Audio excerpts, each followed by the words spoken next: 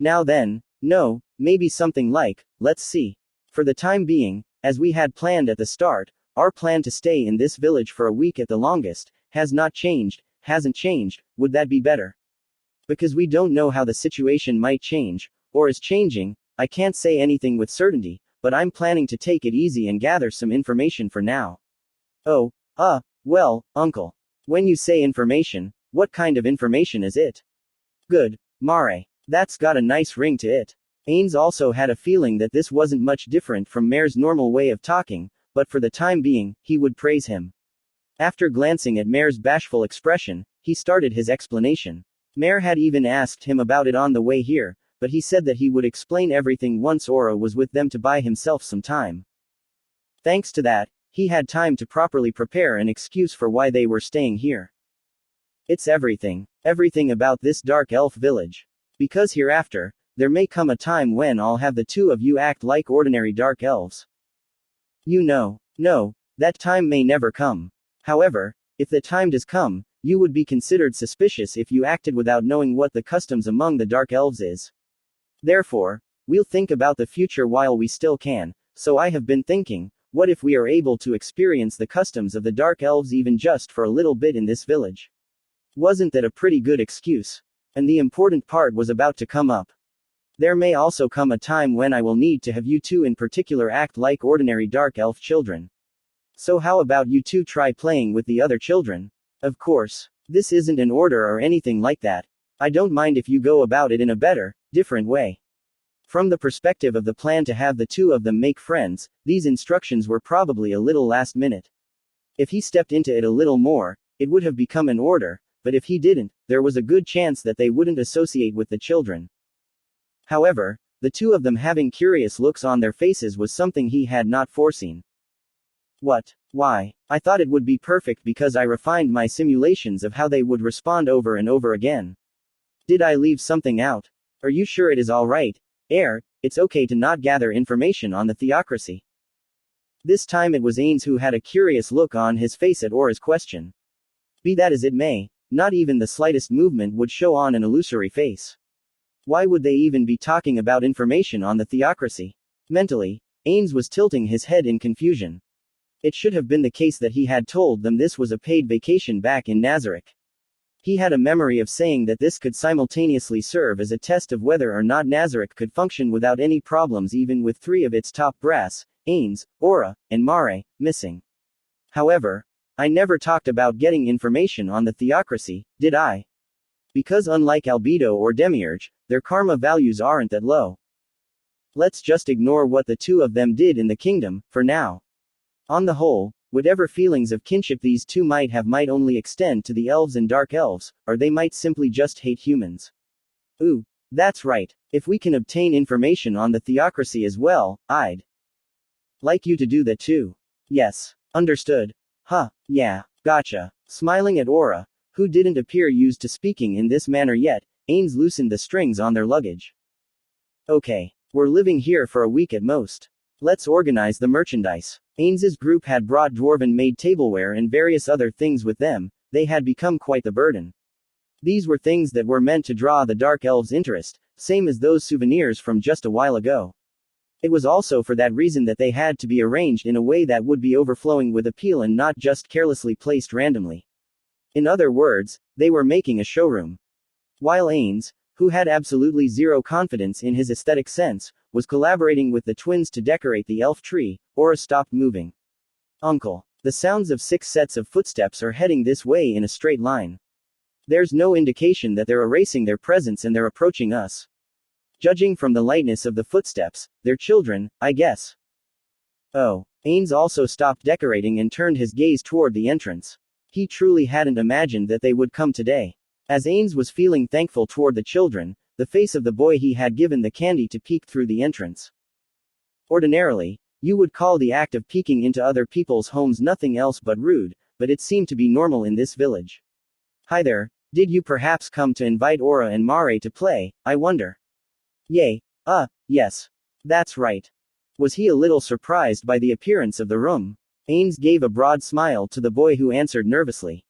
I see. We've been waiting for you. Alright you two, Go on and play with the other children. Uncle. It's just, the room's not cleaned up yet. Oh, that's alright, Mare. Your uncle will take care of the rest. Just leave it all to me. Oh, your uncle doesn't have much confidence in his aesthetic sense though. If you say later that it should be arranged another way, we'll go with that. Ha ha ha. Aura and Mare looked shocked at the laughing Ains. Certainly, if it had been the usual Ains, he wouldn't have laughed with a ha ha ha, or even at all, so it wasn't as if he didn't understand their feelings. Although he thought his persona as an uncle was a little unnatural, if he were questioned about it later, he would insist he was just acting. If that is what uncle says. I got it. I'm coming, just gimme a sec. Well then, let's go Mare. Why yeah. The twins went out, and a smile of satisfaction that came from the bottom of his heart showed on Ains's face. This makes me want to give even more candy to the children who came to invite Aura and Mare to play with them as a token of my gratitude. No, wait a minute. How would those two react if they found out the children had come to invite them out of their desire for candy? They might be shocked. Honestly, he didn't think those two were that delicate, but it's because I'm not Chigama-san. It's not as if I know everything about those two. That being the case, I should probably act based on the assumption they will be shocked, after all. If this became some kind of trauma and they said they couldn't make any friends, I would never be able to face Chigama-san. That said, I wonder what kind of game they're going to play. Ains narrowed his eyes and yearned for the old days. Suzuki Satoru's glory days. He remembered the figures of those 40 people, and one more person, who gathered together in a game called Yggdrasil. The friends gathered together there, each lived in their own different worlds. Those who lived in megacorp arcologies, those who lived in the inferior dome cities, those like Satoru who lived in a harsh environment, and those who endured even more deteriorated environments. The same game united those total strangers that would have had no contact with one another otherwise. Games can overcome borders. It does overcome borders. No, I wonder if it's correct to say that only through games can one overcome them. And finally, you can become friends even if you live in different worlds, just like we did. The overwhelmingly powerful guardians and the frail children. When they leave his place, their connection would probably also be lost. And yet, I would be overjoyed if they learned that the existence of friends was this wonderful thing. It was only natural, but the figures of those two weren't at the end of his line of sight. And yet, it was as if he could see the figures of the twins. If they played with the children and found out they couldn't get along, then it couldn't be helped. It was the same for Ains too. He didn't know exactly how many players he had interacted with in Yggdrasil, but it was probably a considerable amount. And yet, there existed only 41 people who he could call friends. It wasn't as if he could build a friendship with every person he encountered. All the two of them needed was the chance to meet a person they thought they could be friends with. If they learned that making friends wasn't so bad after all, then he would consider everything that happened here to be a success. Ains dropped his gaze toward the ring finger of his right hand, where he wore no ring, and smiled just a bit.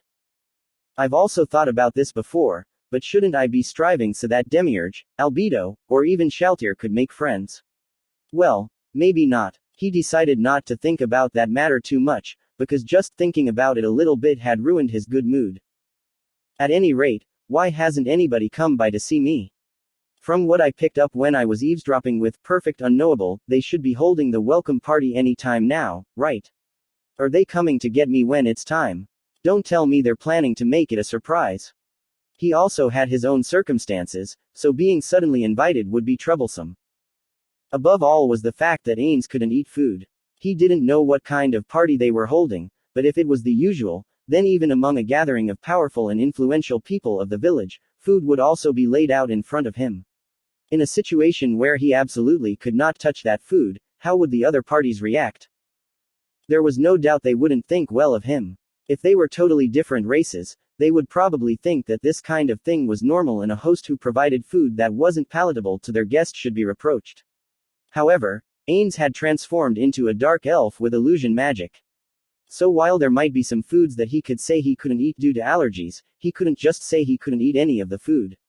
That would be impossible to gloss over with his usual excuses. For this reason, it was necessary for him to take the initiative and prepare a reason ahead of time. Or are they being thoughtful, thinking that I'm probably tired, so they don't intend to come and get me right away.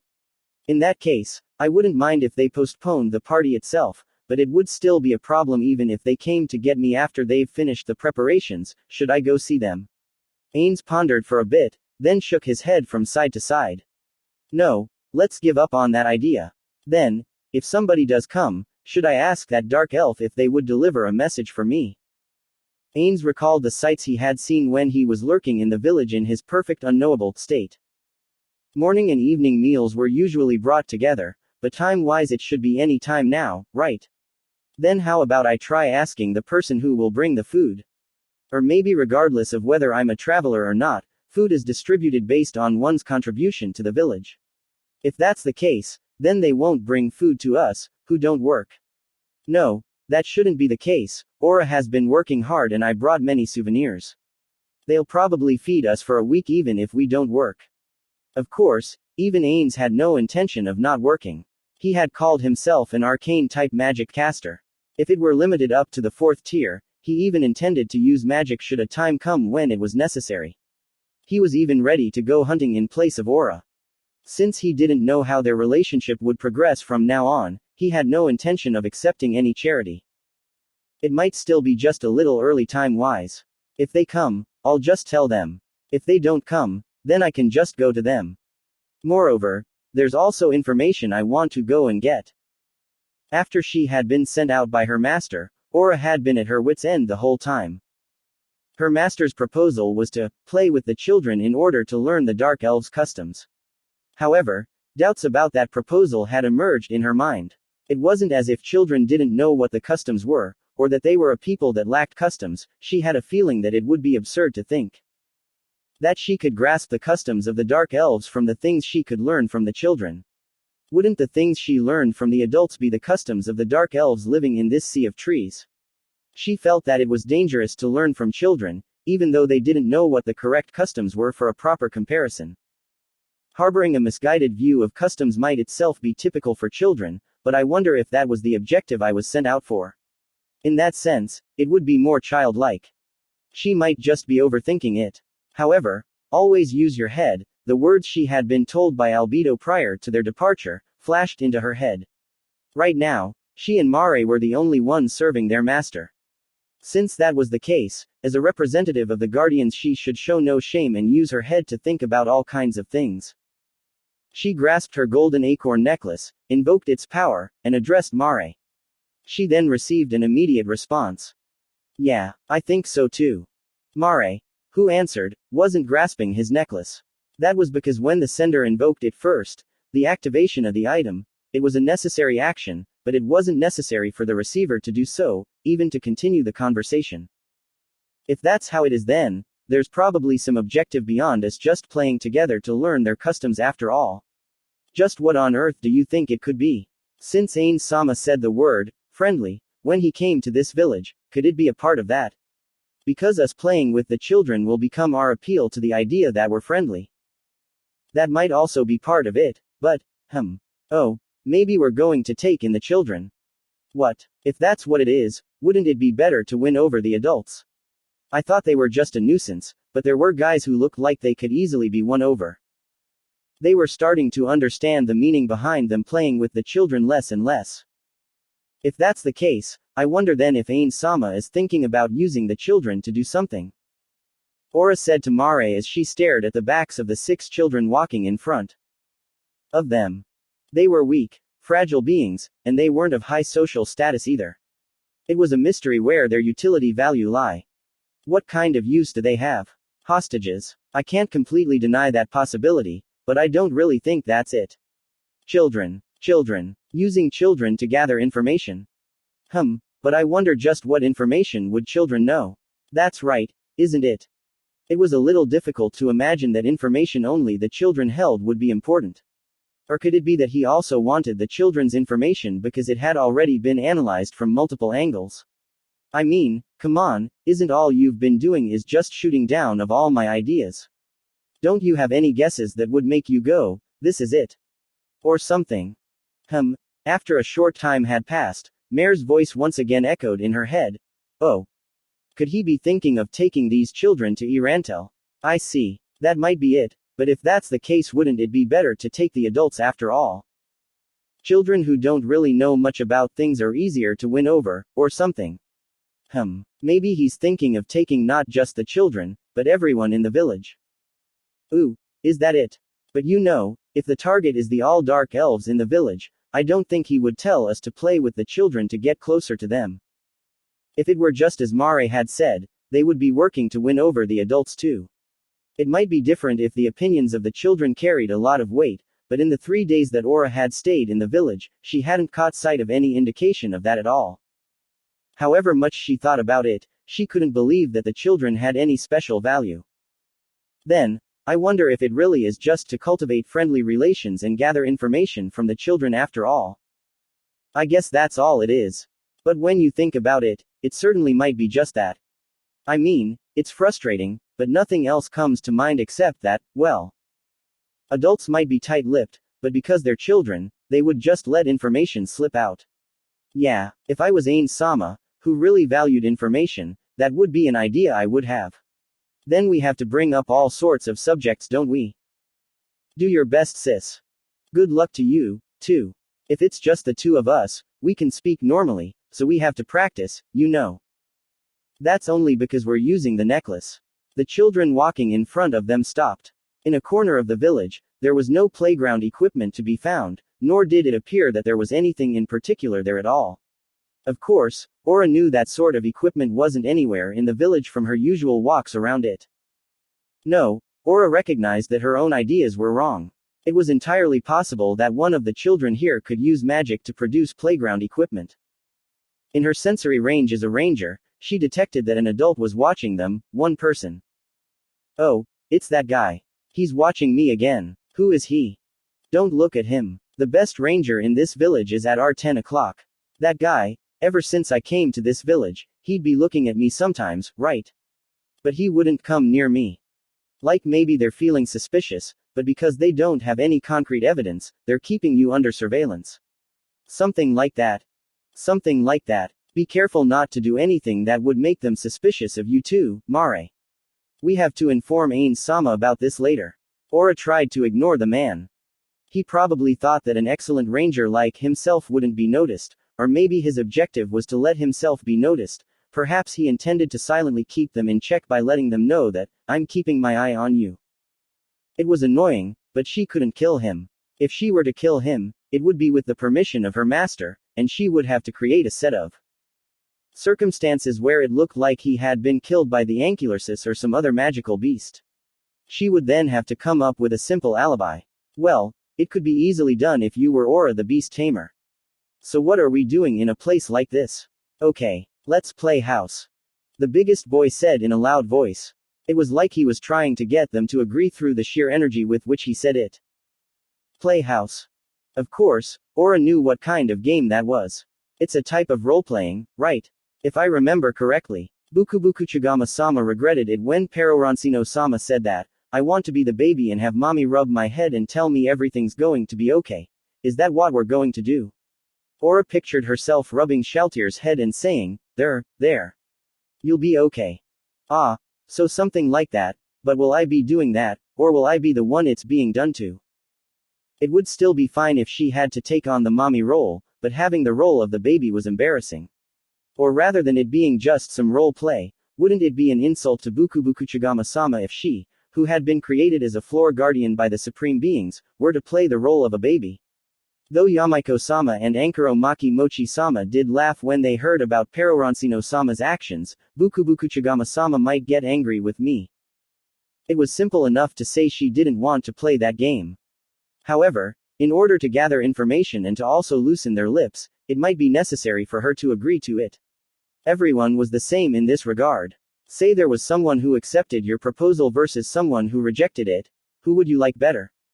Plus, those who played the same games together could usually become friends. On the other hand, what would happen if she said she didn't want to play that game? If that were the case, Aura didn't have the confidence that she could make a good suggestion if she were asked what game they were going to play then. Aura could suggest a few games to play. For example, foot races, tree climbing, sword fighting, and so on. However, Those kinds of games were clearly decided by differences in how good you were at playing them and more. Also, there shouldn't be any child who could stand shoulder to shoulder with Aura and Mare, especially Mare, in terms of pure physical abilities. If that were the case, they would be boring games that had a foregone conclusion. In order to cheer them up, they could just let themselves barely lose. But it was common knowledge that Aura was supposed to had driven away the Ankylosis Lord. If a person as strong as that started saying, "Oh no, I lost," in a foot race or something, then even a child should realize that she was losing just to butter them up. If their relationship could be deepened though something like that, then those children would have to be people of great character. So, if you were to ask her if there was an option of not playing, that would be impossible. Because her absolute master had told her to go play. If that were the case. See sis. See could it be? Mare had a startled expression on his face. He probably remembered the same things as she did, and arrived at the same conclusion. Aura used all the strength in her body to give the frightened mare her best smile. So this really has been an extremely high-level mission, mare. 3. Having sent out Aura and Mare to play, and after he had finished putting their things away, Ains leaned against the wall, idly looking up at the ceiling while occasionally glancing at the small memo pad in his hand. He had nothing to do. Since they didn't have that much luggage to begin with, it didn't take long to tidy up everything. He just had to consult with those two on how to coordinate the interior when they got back. He had thought that someone would come to see him right away, but, all things considered, no one had come yet. Ains dropped his gaze to the memo pad in his hand. What was written on it were the possible situations that could occur after they had come to the village and how to deal with them. However, no one coming to see him was not something that he could have ever imagined happening. He had to acknowledge that holes had suddenly appeared in the scenarios he had thought up. It wasn't a shock to him, because he was just an ordinary person after all, so he thought that was just the extent of his ability to plan ahead. What was important was how he was going to recover from this. There were two main paths that he immediately thought of. One was to be calm and composed while staying in place, the other one was to take action of his own accord. Ains chose the former. He chose the path where he could avoid passing them by mistake. For a short while, Ains didn't do anything at all. Around the time he started worriedly thinking that maybe he had chosen the wrong path after all, a single dark elf woman finally came and rudely peeked her head into the room from the entrance. People in this village were usually close enough to do this. When she finally made eye contact with Ains, she acted a little surprised. Ains felt a little uncomfortable there. Would Ains's presence there really be that surprising?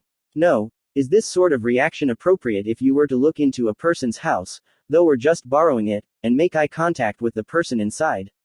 Though considering the sense of distance in the interpersonal relationships of dark elves, I have a hunch this is a little different.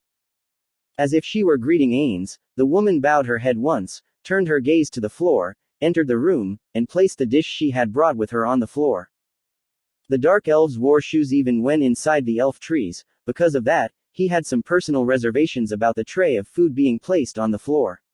That said, given that the dark elves sat on the floor when they ate, as far as Ains had seen, less than half of the people here used a table, this might have been the natural thing to do.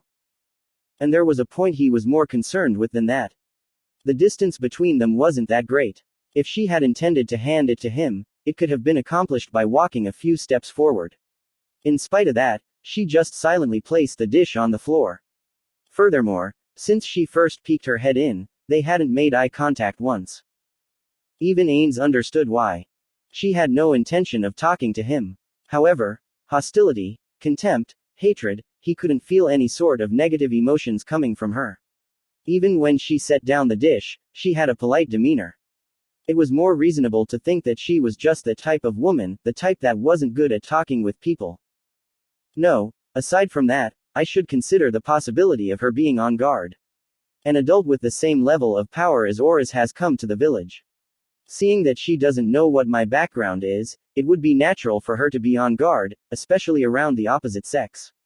However, the reason why I brought souvenirs and have been acting this way was so I wouldn't be thought of like that. This is bad. I'm a little stumped about how to deal with this. He didn't know whether she had any children or not, but it would be troublesome if the women of this village, especially the mothers, started saying things like, "Don't hang around those twins," to their own children. There would be children who would ignore what their parents said, but there would also be kids who would listen to them. Ains, brooding, gave up on immediately finding an answer to this problem. Ultimately, if I don't know this woman's normal disposition, then no matter how many assumptions I make about what sentiments or bearing behind her actions was supposed to convey, I would never arrive at an answer. She set down the dish she was carrying, bowed, and left the elf tree. Of course, Ains also lowered his head with the same timing. Phew. Staring at the space where no one was, Ains let out a sigh. He didn't ask her. He couldn't directly ask her what was with that attitude. Be that as it may, even if he hadn't asked that sort of question, there were things besides that he wanted to ask and talk to her about. However, how should he put it? Because he had felt that there was a clear wall between them, he hesitated. It wouldn't be so bad to have the expectation that, while she might have had that kind of attitude, the next person he met might display a far more different attitude. There was no doubt in his mind that would provide better results than forcing a conversation on a person who had put up a wall around themselves. That was what Ains thought, but looking at the dish of food the dark elf woman had set down, he remembered his time as Suzuki Satoru. No. If it's right now, then it's not too late. Rather than letting this fester into a problem later, I should take care of it right now. It was the same way in a company. Rather than having a mistake be discovered later, the damage would be minimized if the mistake was immediately reported to one's boss. Because even if you yourself thought it was a big mistake, there were times when it would turn out not to be that big of a mistake after all. However, the damage could become much worse the more time were to pass. That's right. There were a few things he should talk to the dark elves about sooner than later. Ains frantically rushed out of the elf tree. He caught sight of the back of the dark elf woman right away. Since the dark elves, and elves too for that matter, had a far better sense of hearing than humans did, she probably heard the sound of Ains rushing out of the elf tree as she was already turning around. Was it because of his timing in calling out to her? She was quite surprised, that fact betrayed by her voice. So, about the welcome party. Please talk to the elders about that, she answered, speaking rather quickly to cover it up. It was an attitude that made you suspect that she was hiding something that she didn't want to say. The first thought that suddenly popped into his head was, it was supposed to be a surprise. Or rather, that was the only thing that occurred to him. Of course, a surprise welcome party seemed a little strange, but it might have been a dark elf custom, so he should make it a special point to ignore it. Is that so? I do not know what you call it in this village, but right now I am in Kayukazan of the Morning Moon. The Kayukazan of the Morning Moon is it? Yes. Do you know of it? Of course, it was a ritual and name he had made up. His expectation that she couldn't have known about it was betrayed by the following words. Oh, no, that's right, that, somewhere, right. I have a feeling that I might have heard that word somewhere else before, or maybe I haven't. Wah. Ains panicked. Could there have possibly been some similar word in this village? It would be bad if that were the case. The worst case scenario would be if it was the name of some evil ritual. He didn't know how to gloss it over. However, since the words, morning moon, by themselves also held the meaning of the month of the date of a loved one's death, that meaning should have been transmitted to her. Even if the word, Kayukazan, a word coined by Ains, resembled something in the dark elf vernacular, he should still have any number of excuses he could use. Incidentally, the reason Ains knew the words, morning moon, wasn't because he learned them at the company he worked for, but because it was the name of a skill in Yggdrasil. Wondering what it meant, he had looked it up. Wah, was that right? And no, that's right, isn't it? We're all dark elves, aren't we? By some chance we might have the same sort of words, right? Although you won't know if the meanings are the same unless you try asking. That certainly is right, isn't it? And besides that, though I might seem to recall that I've heard it before, I cannot say for certain that they are the same. Kayukazan. While Ains and the woman were both speaking back and forth quickly, they each showed a smile like their faces were being pulled taut. Of course, since Ains's face was an illusion, his expression hardly shifted at all. Since this month is the time for me to pray for the tranquility of the dead, I would like to avoid going to places that are too cheerful, like a party, for the time being. Of course, because I imagine that this village has rules of its own, if you absolutely insist, I will participate. However, I would like for you to disregard any food and drink for myself. Yes, it is the month you pray for the tranquility of the dead, isn't it? So you are not eating or drinking. I understand. While thinking, yes, she got it. He shook his head up and down. I would like to talk about this with the elders, but would you mind telling me which way I should go? If that is the case, then I will relay it to the elders. Wah, that's so, thank you very much. Well then, thank you for being so understanding. Ains didn't say things like, when we were talking earlier, it felt like you were telling me to go tell them myself. He didn't check with her either because her proposal was convenient for him. He was just going to take her word for it. All that was left was for him to get the hell out of there before she said she had changed her mind or that she wasn't going to do it after all. Ains abruptly announced his farewell to the woman, who was flustered by Ains's sudden and forceful urging, then he walked back to the elf tree. While feeling relieved that she hadn't called out for him to stop, he had ignored her as hard as he could. Ains returned to their lone dwelling and picked up the tray she had placed on the floor. It weighed quite a bit, though from Ains's perspective it was still pretty light. It didn't look like an amount of food the three of them could finish eating. This was, without a doubt, the morning and evening meals, 2 meals for 3 people, a total of 6 servings. When he considered that, it seemed natural for there to be this much, but he also had a hunch that this was still a little too much. That said, this was because Suzuki Satoru had never put that much effort into his meals. In addition, ever since he became Ains he's had a body that couldn't eat. So this might just be a lot of food based on his intuition. Maybe you have to take in a lot of calories when you're living in a place like this. There's no such thing as a totally nutritionally balanced diet anyway. Their meal consisted of cooked meat, which appeared to have been only roasted less than grilled, greater than, and dried fruit. It was garnished with what looked like a salad of some kind of chopped leaves. In the salad, there were what appeared to be crushed caterpillars and a variety of tree nuts to go along with it. Incidentally, there was also a dish of assorted roasted caterpillars, big ones, and other bugs. Aura's assessment of those was, it wasn't very good. Moreover, due to the lack of variation in the flavors and ingredients, it seemed like one would quickly get tired of it. Be that as it may, it had sparked his curiosity. What sort of flavors would spread out in his mouth? Since insects were packed with protein, Suzuki Satoru used to eat the barbecue-flavored ones often. However, he had never eaten these kinds of fat, whole roasted caterpillars before. While thinking it was a little unfortunate that his body couldn't eat, Ains placed the dish on a shelf in the room downstairs. Finally, he started to think about what he should do from here. Since the Dark Elves don't have the concept of lunch, the children's playtime should go on for a while, probably. If the children were counted as part of the workforce, their playtime might be controlled to a certain degree, but there were many people who knew Ains had thrown a word or two at the children about his wish for them to play with the twins. Given that was the case, the adults would probably allow the children to play full-time, at least for today. In other words, there was a good chance that neither Aura nor Mare would return anytime soon.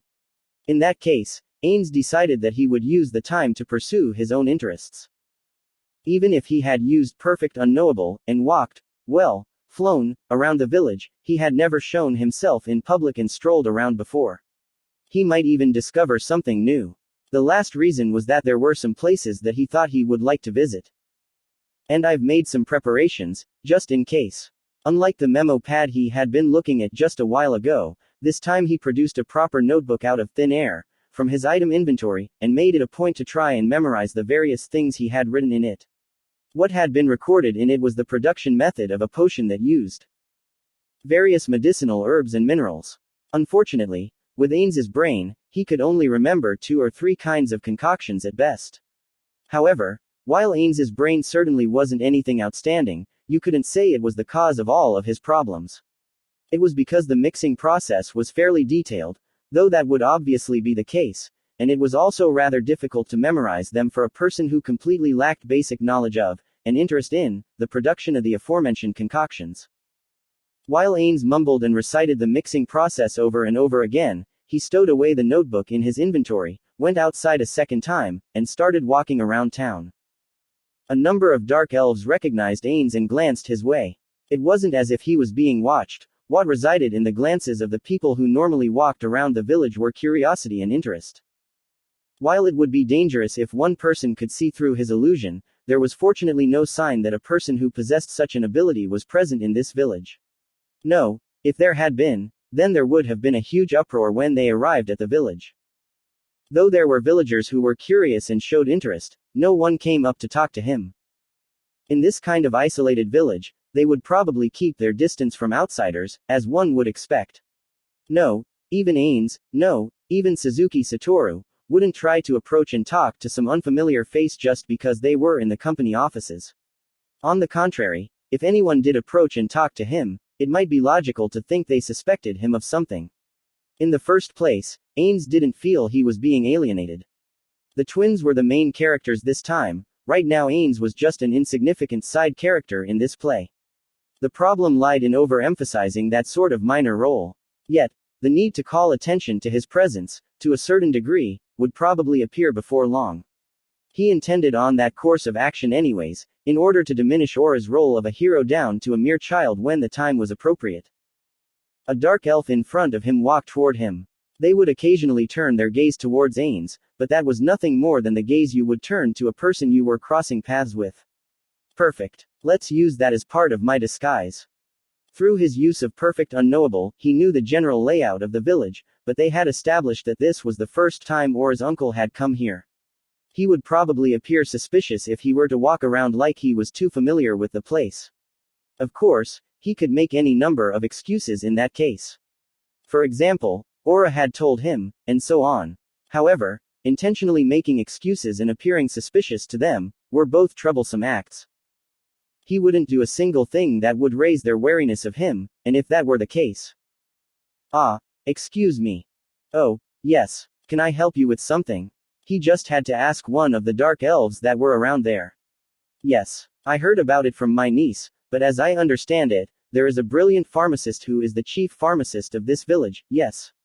I would like to pay him a visit, so could you point me in the direction of his elf tree? They answered Ains's question honestly, without any suspicion or concealment. Ains thanked the dark elf and headed in the direction they had told him, to the elf tree that Ains already knew about.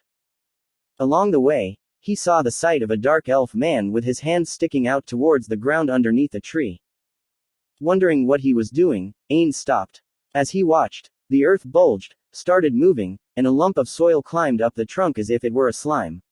It resembled the earth surge spell that Mare used, but it was different in various senses of the word.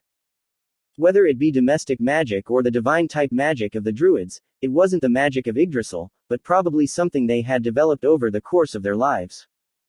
The lump of dirt conformed to the man's manipulation without delay and climbed to the top of the tree, which Ains couldn't see from where he stood.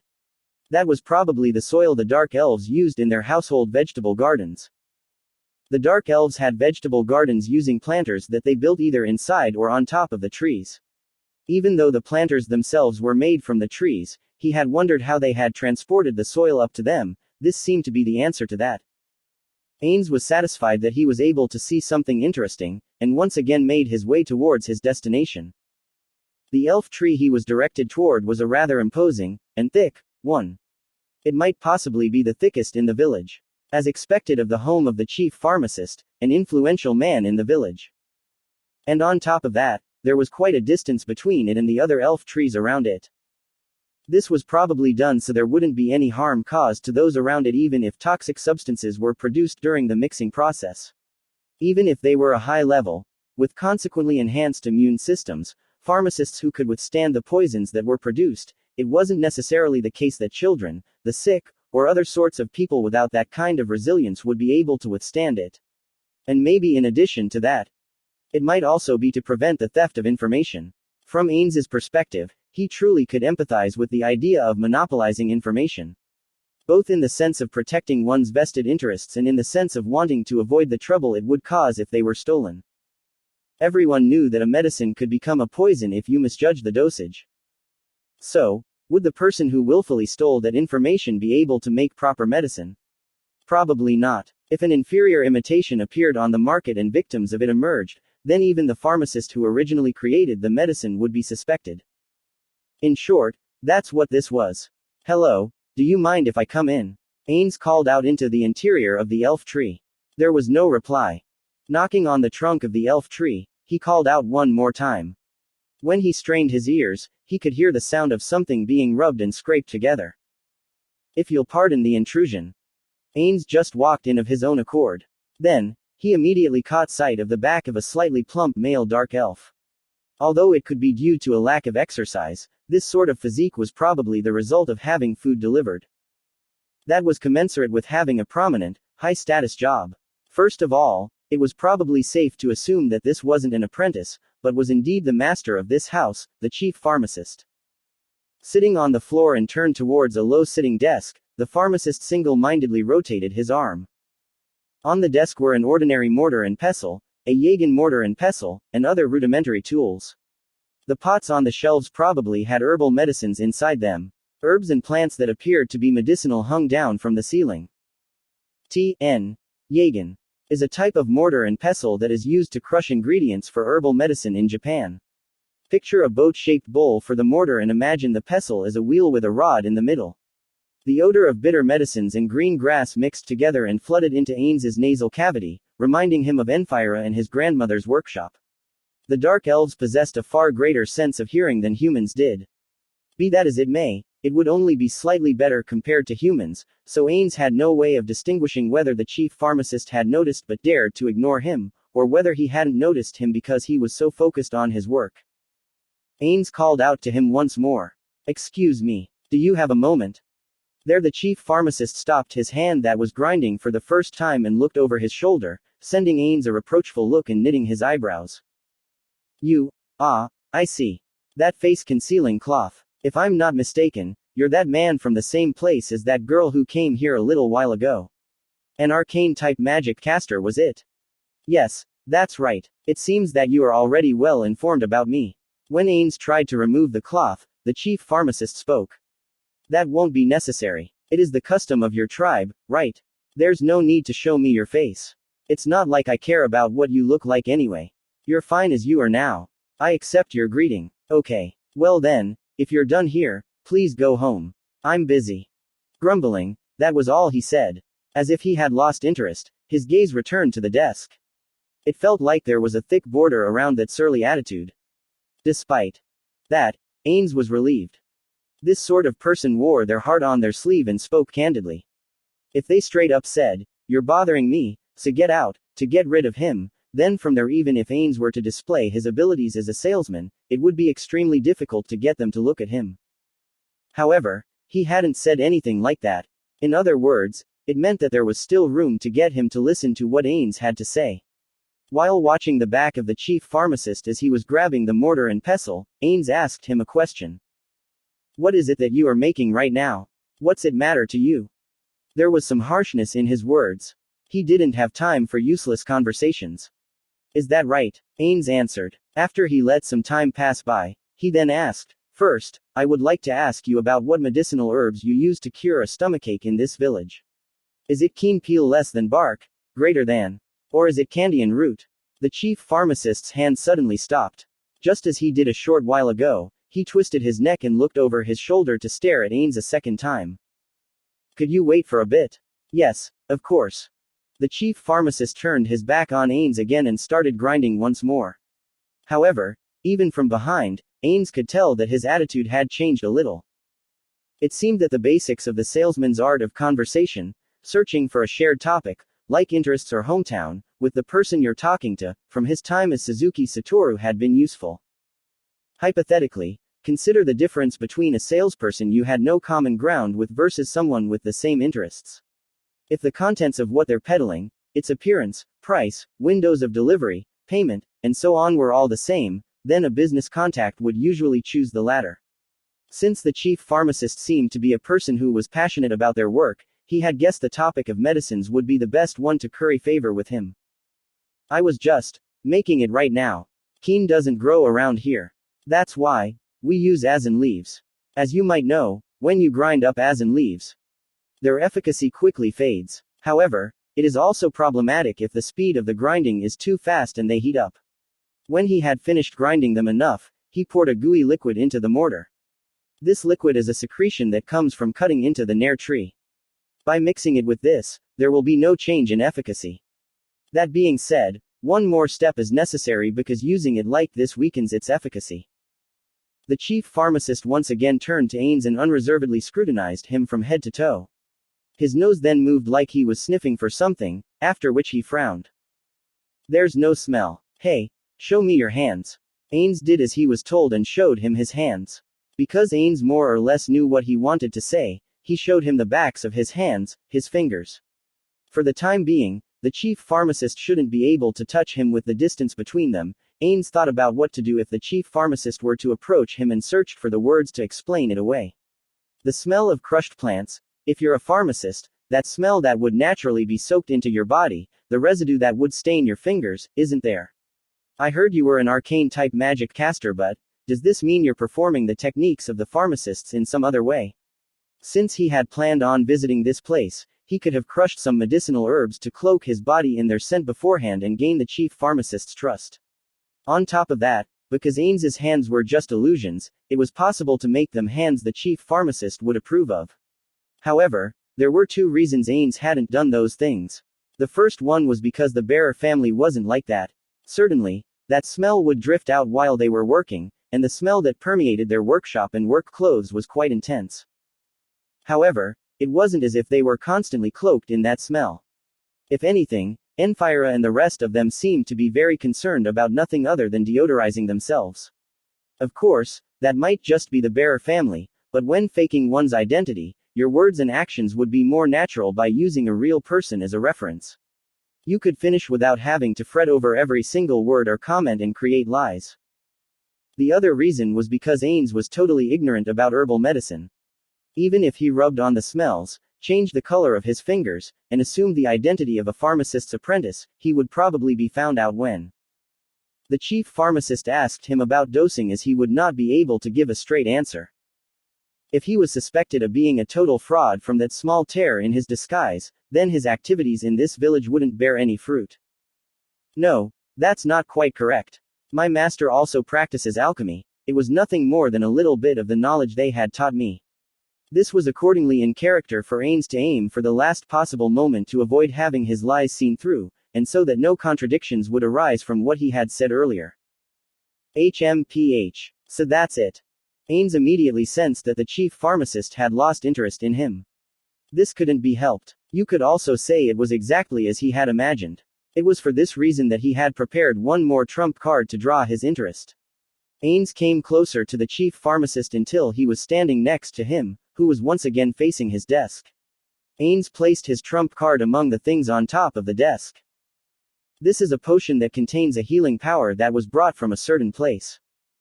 That potion in the glass bottle, which was made in Rantel and didn't have a speck of refinement to it, was one of the potions the barrier family made in the process of creating the red healing potion. The red potion was already completed. Right now, they're focusing their energy on developing a version that used cheap alchemical solutions or herbs, so contrary to expectations, this potion was rare nowadays. This is purple. The chief pharmacist picked up the bottle. The container isn't colored. The reason it isn't blue, something is mixed into it. The chief pharmacist raised the bottle up and shook it while looking at the bottom. There's a small, really only a slight deposit on the bottom, yes. He was muttering to himself. May I? Go right ahead. The moment Ains granted his permission, the chief pharmacist opened the lid of the bottle and without any hesitation, lightly cut his hand with a knife. He then splashed the potion onto that small cut. It was a fairly good amount. He had used about half the bottle. The cut closed. You couldn't say that it was instantaneous, at a visible speed. That's fast. I couldn't even calculate the time it took. The medicinal herbs and magical reagents used to make it are in this deposit. He sure talks to himself a lot, huh? Or rather, that knife, wasn't it the one he was using to chop something up until just a moment ago? And on top of that, he was able to use it in that way. Wasn't the effect not supposed to activate if you didn't use the whole thing, regardless of the wound? No, that was probably because in an extreme situation, like in the middle of combat, you wouldn't be able to consider things like wound depth to calculate the amount to use, would you? The chief pharmacist licked off all the potion that covered his hand and then smelled it. I smell azin. He seemed to notice that it was something else faster than Ains could slip in a retort. Is that not it? Is it the smell of my own hand? Odorless and tasteless, for concealing. Concealing what? No, The chief pharmacist spun his head around and fixed his gaze on Ains. Are all the healing medicines of the city this color? That is incorrect. I hear it was spread there via the undead king who rules over Irantel. I do not know all of the details of how it came to be, but, well, it is valuable. In fact, the color of the common healing potion in circulation is blue. The chief pharmacist heaved a heavy sigh. An undead king? No, that's not the problem, I guess, though I also have a feeling that it is a problem. Well, it's fine. So, you wouldn't mind if I kept this? The chief pharmacist pointed at the bottle with about half of its contents left. Depending on the conditions. Upon confirming that the chief pharmacist was waiting for what came next, Ains continued, the price is information. If it's you, who has served the role of a pharmacist in this sea of trees, I believe you hold knowledge that can only be found here. I believe things would be balanced if it were to be in exchange for that information, but, what say you? After silence had reigned over them for a little while, the chief pharmacist opened his mouth. For what sort of purpose do you want to use that knowledge? If Ains recalled the attitude of the chief pharmacist from just a little while ago, he would have a rough idea about the answer he would be pleased with. Those were probably the words, to aim for the top as a pharmacist, I want to be an even greater pharmacist than I am now, etc. However, Ains could not say that. It is not that I have any particular purpose in mind. So long as I can get a hold of that information, I might be able to use it in some business in the future, and my thirst for knowledge will be satisfied. Just as Ains had predicted, the chief pharmacist looked a little angry. That's what you want it for. As I said just a moment ago, I am an arcane-type magic caster. I pride myself on those abilities being extremely high, but my skills as an alchemist are non-existent, and my master told me that I had no talent in that field. Therefore, I do not have the least bit of intention to live as a pharmacist. However, information is another matter. Information is power, and a weapon. Those who have it and those who do not are completely different. Lastly, the debt of gratitude I would owe would be larger. Debt of gratitude? Yes. Since I have no intention to become a pharmacist, you should be reluctant to teach me your secrets, am I right? Without waiting for the chief pharmacist's reply, Ains continued. If that is the case, then the only question that remains is, can you offer me information that is equal in value to the unknown healing potion, an extremely rare thing, in exchange? Thus, the difference in this trade would become a debt of gratitude. You might end up accepting information about trivial mixes or plants, you know. And then I might declare that I haven't taken on any debt. Or, can I assert that the price I paid was higher and that you are the one who will be in debt to me? Even so, I don't mind, you know. The chief pharmacist made a face that said, what? There are two demerits you receive by doing that. One is that you cannot lie to yourself. The feeling of guilt you'd get from exchanging some useless information for something really valuable would stay with you, would it not? And one more. You would be appraised as a brazen and unscrupulous person. Should there be a next time, our past association would be taken into account. And, if I were to talk about this in the city, how would the others, the pharmacists whose knowledge is greater than my own, feel about it? How would they think of you?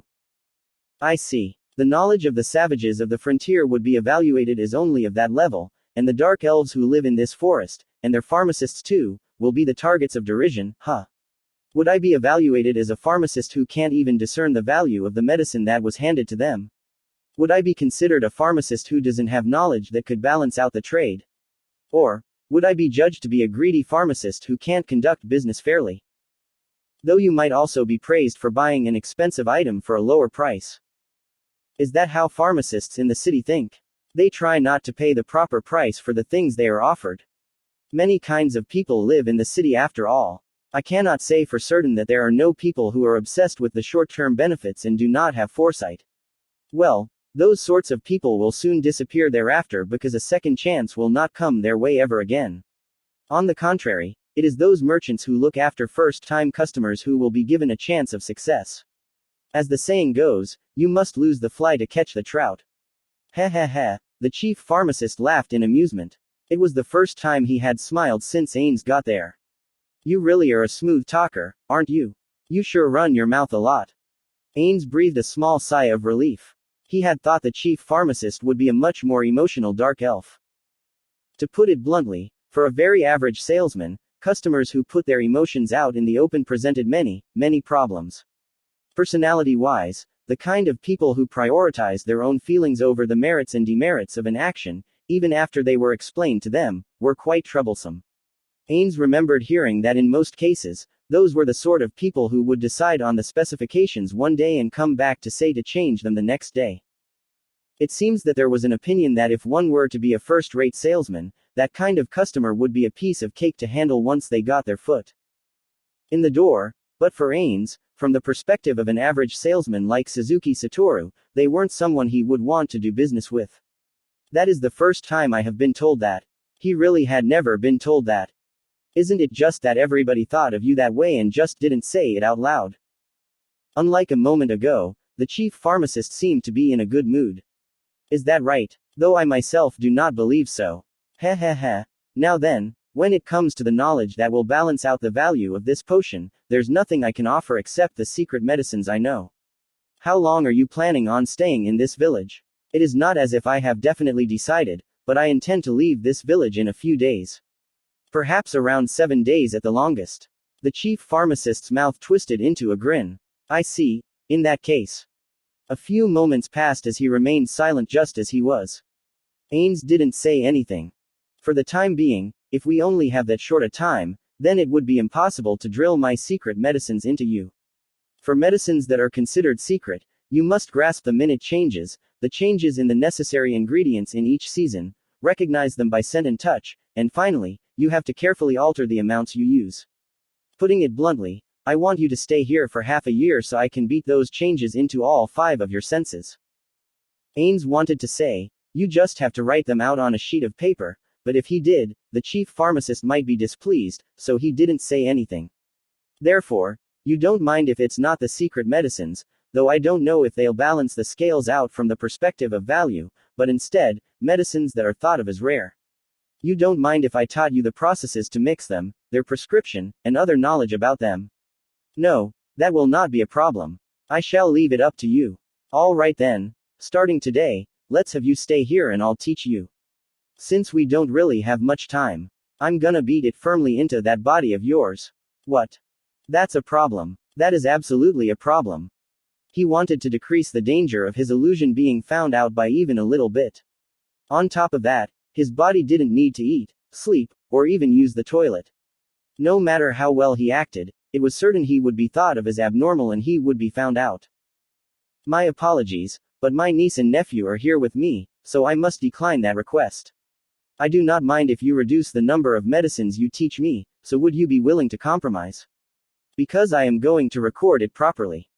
Oral transmission only. I won't allow a single record of them. That is a. Ains hemmed and hawed. He didn't have the confidence that he could memorize everything, even with instruction. Certainly, for Yggdrasil, the game he poured everything he had into, remembering the vast amount of information that was in it wasn't the least bit difficult. However, if you asked him if he could remember information that he had no interest in, like in this situation, he would have to shake his head in the negative.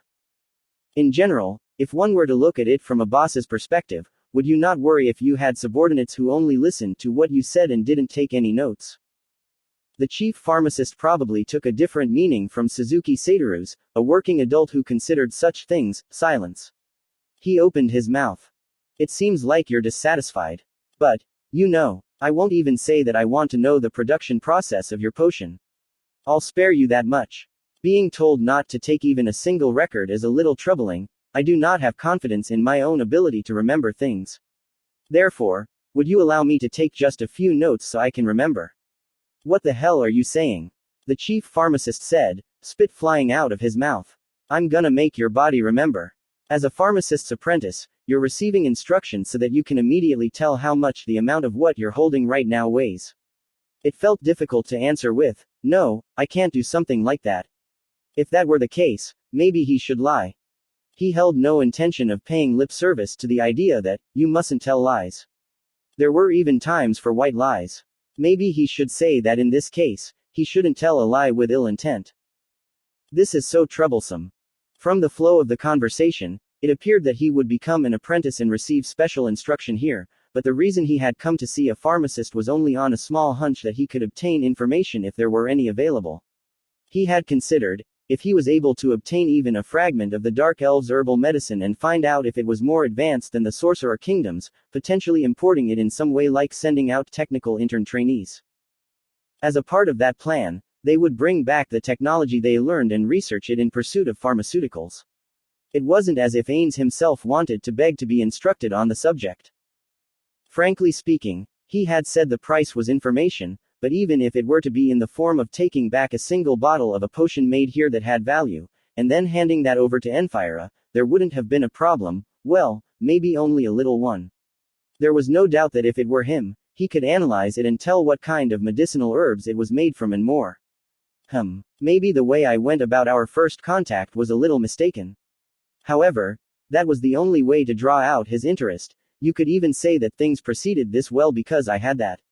It's also not as if, when I think about the possibility that even the medicine we receive couldn't be analyzed, it would all be a total wash, but, now then, what do I do? What's the problem? It didn't look like Ains would be given very much time to think. In that case then, just like always, he wouldn't leave things to chance. Certainly, my master also said, so your body remembers it. The chief pharmacist nodded his head countless times while faintly muttering exactly, obviously, the city pharmacists get it too. However, in the same spirit, they also said this, take proper notes because you're stupid. So you don't make me say the same things over again and over again. Wah! The chief pharmacist's eyes went wide open, and his eyebrows then raised in concern, and asked, Stu, did you say?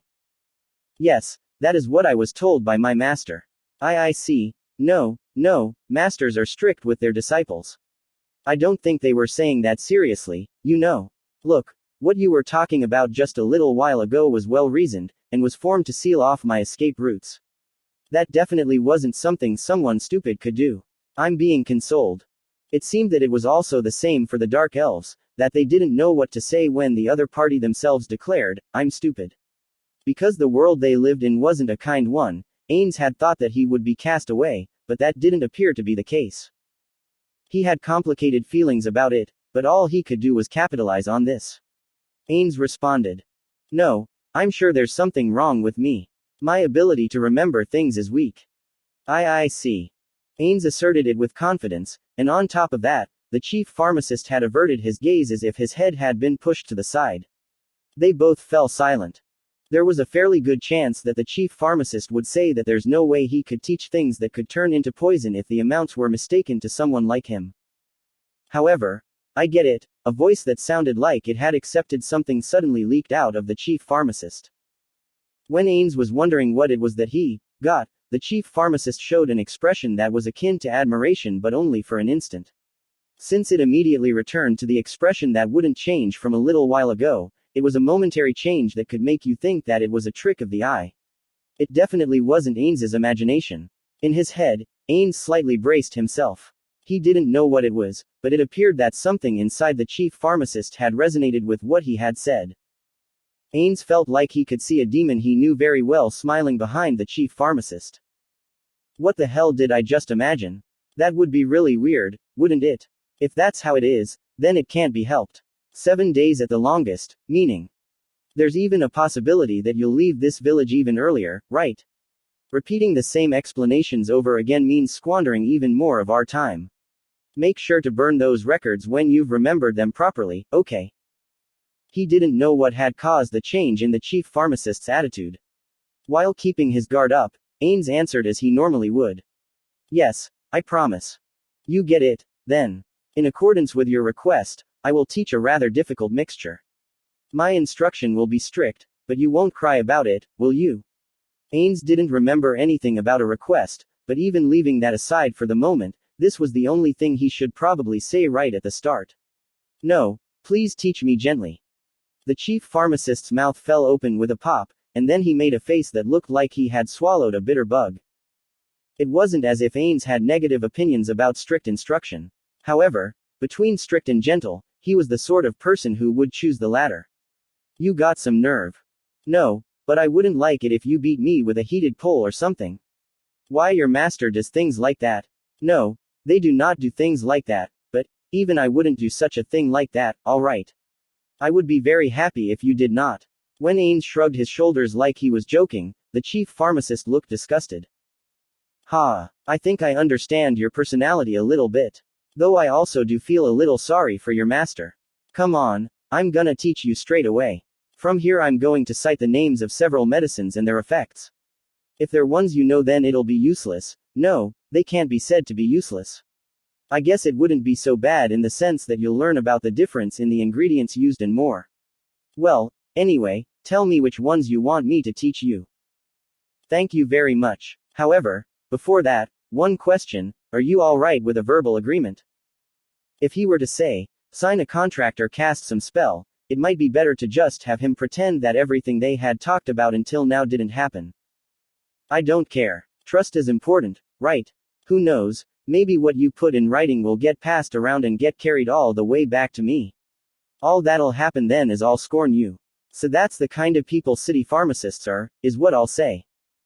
I see, I understand. It's also a big loss for me if the assessment of the city pharmacists was lowered. I absolutely promise not to put them in writing and let them be distributed. Seeing off the back of the man until he was no longer in view, the chief pharmacist let out a soft laugh. How long had it been since he had last seen anyone off? It might have been the first time since he gained the status of chief pharmacist in this village. He is a surprisingly shrewd man. Are there a lot of people like him in that city place? There couldn't be. No, if that were the case, it would be a crazy story. I'd heard that the number of inhabitants in the city was greater than all of the dark elves living in this forest. That man should be counted among the upper echelons of them. If a man who thought that much was common in the city, you would have to be wary of the details so as not to be fooled, wouldn't you? The man humbled himself as a failure and so on, but if that were true he wouldn't run his mouth like that. It was true even more so if he considered the flow of the conversation and the information that had been given to him, he would never go on a fool's errand. If that were so, why had he been so hung up on writing down the chief pharmacist's teachings on paper? Maybe he didn't think the chief pharmacist, who had gotten angry with that, would reject teaching him. However, the reason the chief pharmacist hit upon the idea that he had some kind of objective, was because he started saying things like his memory was bad, or calling himself stupid. All the things he was taught, he could secretly write on paper later. In spite of that, it was necessary for him to declare he was going to take notes right in front of the chief pharmacist until it put him in a bad mood. In other words, I didn't get it right away, but what that man wanted to convey to me was probably two things. One was that he's not hiding anything. Of course, he couldn't trust him just like that. It might be that even as the man showed him something true, he could be hiding something else behind the truth. Unfortunately, he couldn't fully trust a man he had met for the first time today that much. And yet, for him to say, I will not cover anything up and thus lay my thoughts bare before you, held major significance for potentially building a trusting relationship between them. And finally, the other reason he could never say out loud was probably him asking to be taught an appropriately difficult level of mixture even given his lack of time. One at the level of definitely not being able to remember no matter how many times he saw it. He, who wasn't even a specialized pharmacist, trying to learn high difficulty level mixtures was outlandish. On top of that, pretty much all of the difficult mixtures utilized only precious medicinal herbs. Maybe it was for that reason he couldn't make a direct request himself. In other words, he was a man who knew shame. However, the chief pharmacist didn't think the second meaning was really a problem. Originally, based on the conditions of the exchange of that unknown medicine, which he thought to be related to the one from legend, he had considered it to be okay to offer up his secret medicines. The Dark Elves' secret medicines were split into three major categories. The first one was medicines that could be made through difficult mixing procedures. The second was medicines made utilizing extremely rare medicinal herbs. The third was dangerous drugs that had an excessively potent efficacy. Those were the three. He had stated the first one as the reason why he couldn't pass on the secret medicines to him, but he considered teaching him the medicines that were in the second category. It could be that medicinal herbs that are rare in this region might be abundant in the city or wherever. That was often the case with medicinal herbs. However, if he said that, it wouldn't have gotten them anywhere. Or rather, since those under the first category were impossible to teach him and there was no way he was going to teach the dangerous drugs in the third category, his answer had already been decided. And in this case, he had also thought there would be a benefit for himself too. he could offer up the ingredients that were rarely found here and were highly prized even in the city at an appropriate price simultaneously.